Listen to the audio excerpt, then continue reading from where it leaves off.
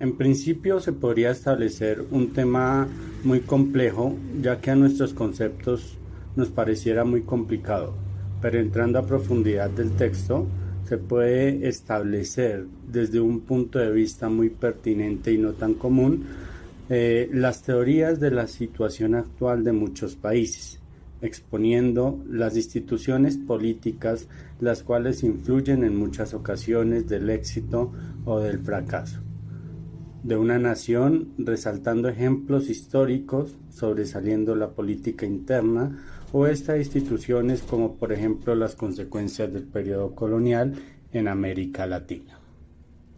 En este capítulo, el autor nos muestra el panorama de dos localidades de diferentes países que comparten fronteras entre sí, pero no la misma suerte. Una es más productiva mientras la otra se sumerge en la pobreza absoluta.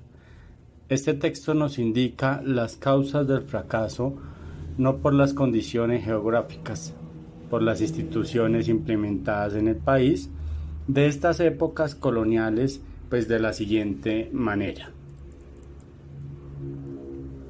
La división de la ciudad de Nogales al norte de Nogales, Arizona, al sur de Nogales, Sonora, se conoce que la renta del hogar es de $30,000 estadounidenses al año.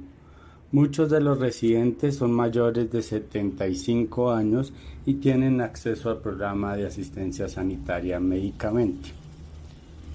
La situación de Estados Unidos de América en la actualidad es un poco diferente a la de México y el resto de América Latina.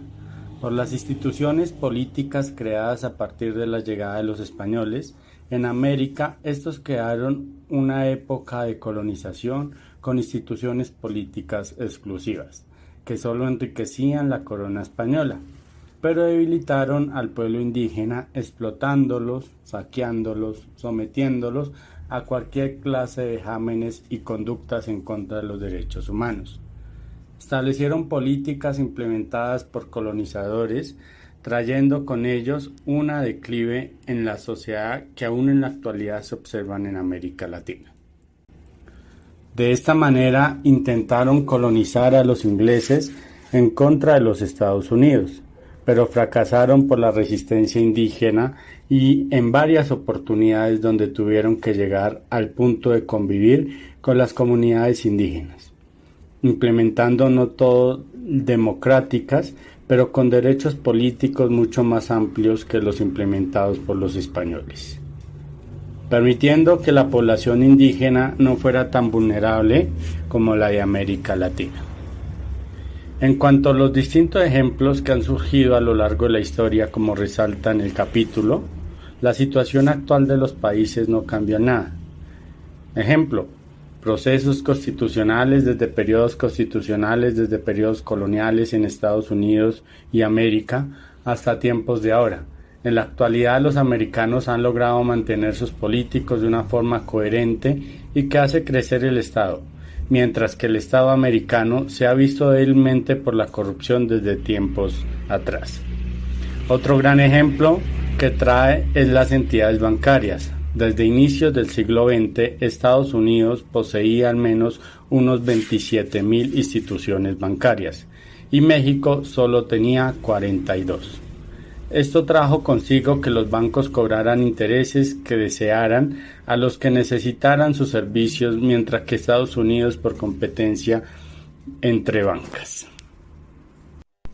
Encontramos instituciones muy importantes, como las instituciones exclusivas, las cuales son implementadas por los españoles en periodos coloniales, donde solo un pequeño círculo era el que enriquecía mientras explotaba y llevaba a miseria a las comunidades indígenas.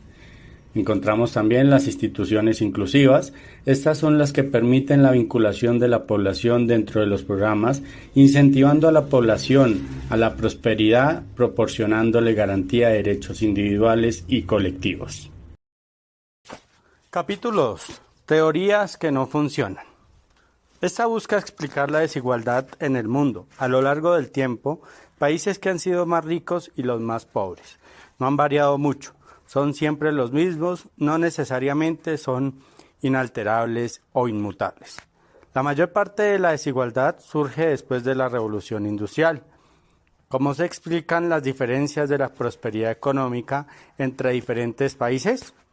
No hay una definición oficialmente aceptada.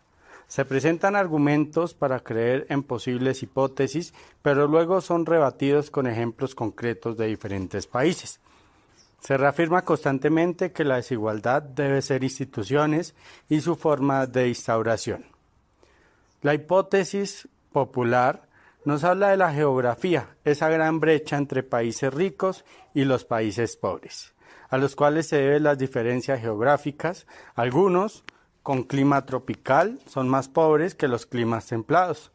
Habitantes de climas tropicales son más holgazanes, tendían a las dictaduras.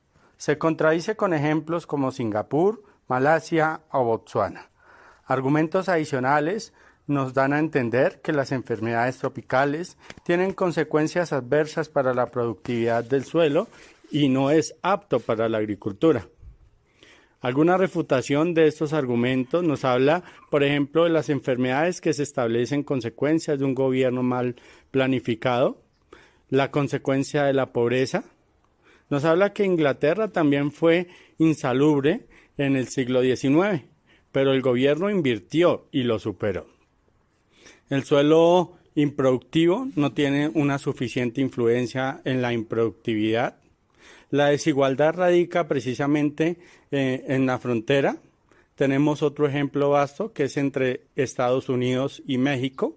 Nos habla este capítulo también de los aztecas y los incas, los cuales sí tuvieron un gran desarrollo a pesar del clima tropical. La prosperidad se relacionó con la forma en que fueron colonizados los distintos lugares. Además, hay relación entre la desigualdad y la inequitativa distribución de las tecnologías industriales. Hablamos, por último, que se debe establecer las instituciones como una causa principal de desigualdad.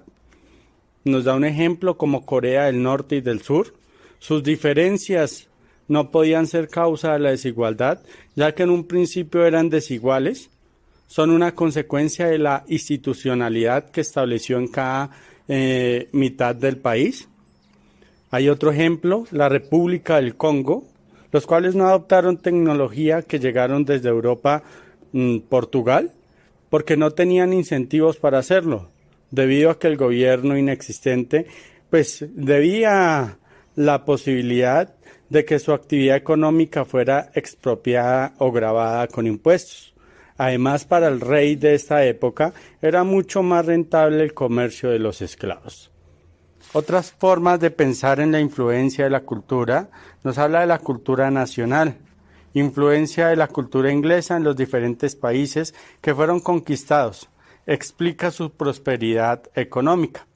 Esto es falso porque a pesar de que los países como Estados Unidos y Australia sí se cumple, hay otros como Nigeria, Sierra Leona, donde no es el caso. A nivel de los continentes, la cultura europea frente a la no europea también es falsa. Unos ejemplos que nos trae a colación es Uruguay y Argentina, que tiene ascendencia europea, pero no tienen tal prosperidad. Otro ejemplo es la expansión de China, no tiene que ver con su cultura, sino con la nueva organización que se estableció como un nuevo gobierno. Pasó de socialismo cerrado a la apertura del mercado.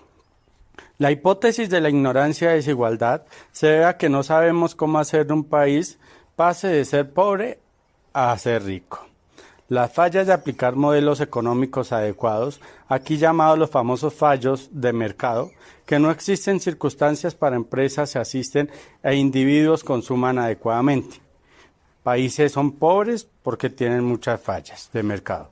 Y economistas, diseñadores de políticas no saben eliminarlos, pero esto solo puede explicar una pequeña parte de la desigualdad.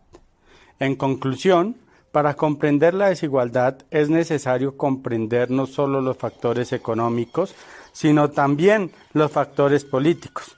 Estos permitirán entender por qué algunas sociedades están organizadas de forma ineficiente y otras no. Muchas gracias.